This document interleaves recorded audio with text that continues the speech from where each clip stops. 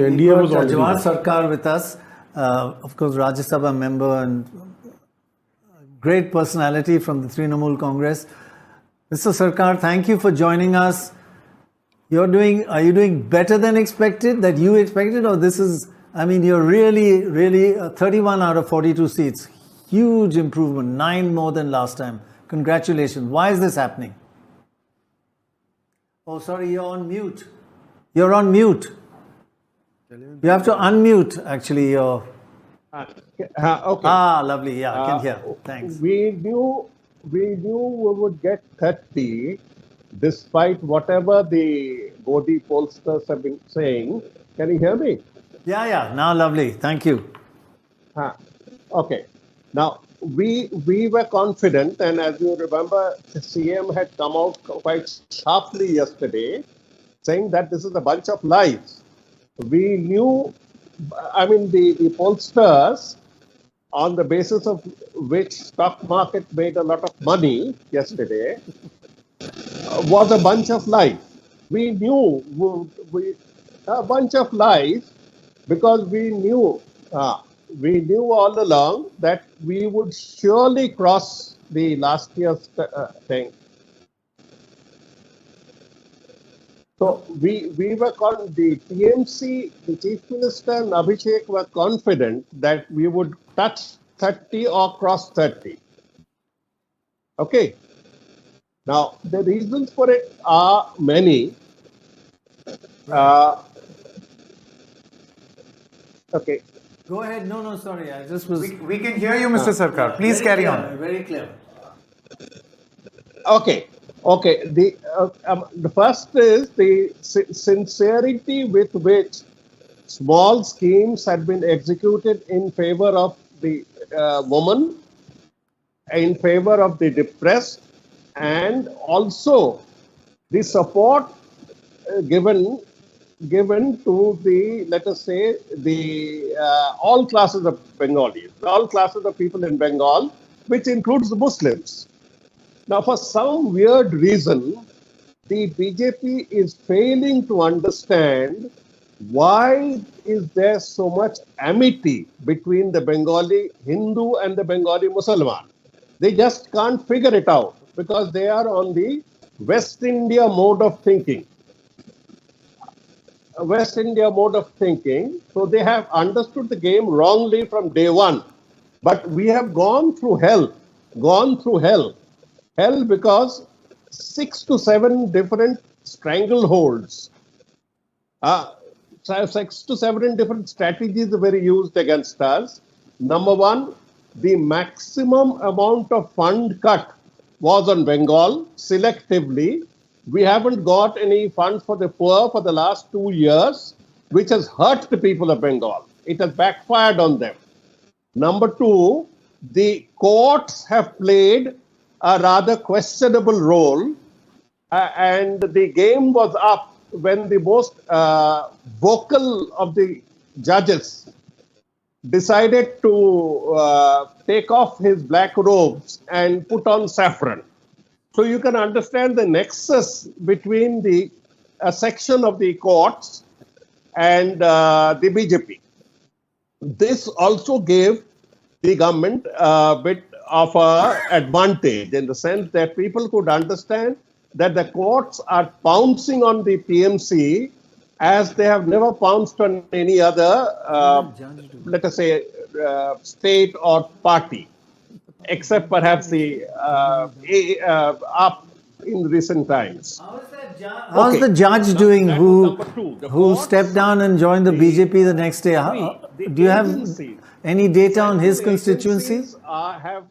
Are trying to run a parallel government in Bengal by making a point of arresting one or many per day. Every day somebody is under arrest and somebody's scandal comes out. The number 4, the mainstream media of Bengal, the main mainstream media, I would not like to name it, is completely in their pockets and sensationalizing activities, sensationalizing a lot of let us say, agency arrest and agency charges as if they are, they are the gospel truth. I mean, so you have the agencies hounding you with a success rate of 0.3%. 0.3%. You have the high courts and the other courts after you. Then you have the BJP in its full splendor coming out with money that Bengal has never seen. Never seen. can't hear. Modi has made it a point of coming to Bengal as a personal mission of vendetta. I'm using it a personal mission of vendetta, which the people of Bengal, Bengalis or otherwise, have responded most vociferously. They have shown Modi the door not once but twice. Yeah, Mr. Sarkar, can you 2009 hear me? bit of a fluke, and they took that fluke to see a Mr. Sarkar, if you can hear me, seriously. Mr. Jawhar Sircar, if you can hear me, Monideepa Banerjee wants to ask you a question. Monidi, please go ahead. BJP did not see the right. Oh, I think he can't hear us. Oh, what a pity. Yes, Monideepa. Just that Mr. Sarkar was spot on. You know, there's a saying in Bengali, and it goes, Bangali ke high court dekhache. You are showing the Bengali high courts, whereas Bengalis are traditionally very litigious.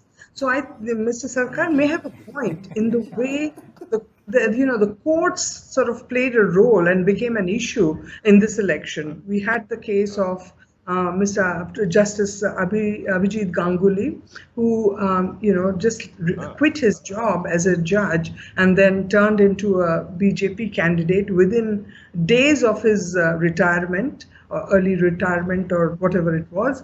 And then subsequently, we had justices retiring from the Calcutta High Court and publicly saying that they belong to right-wing organizations all their life. I mean, this is something that could have shaken a lot of voters' faith in the justice system here in Bengal, if not elsewhere. Certainly, that is something that may have played on the minds of voters. But again, as Mr. Jawhar Sircar said, the key factor really was at a time when, from the north, the drumbeat was Sandesh Khali. Here in Bengal, what really won the day perhaps for Mamata Banerjee is Lokhir Bhandar, her amazing 1,000 rupee scheme to benefit women.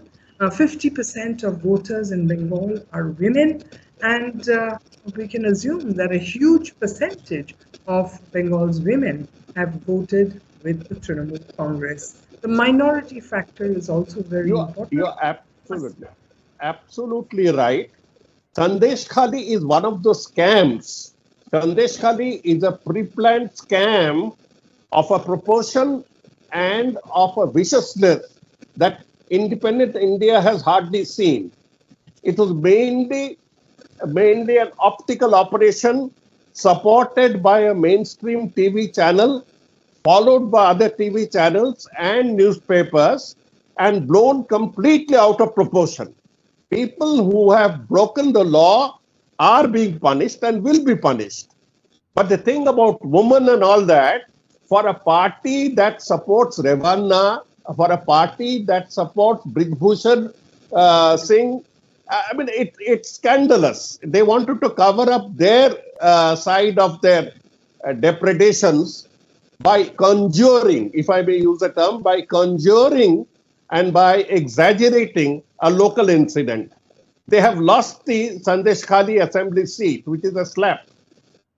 Assembly seat, we are yet to see, and I'm sure we will gain the parliament seat that contains Sandesh Khali.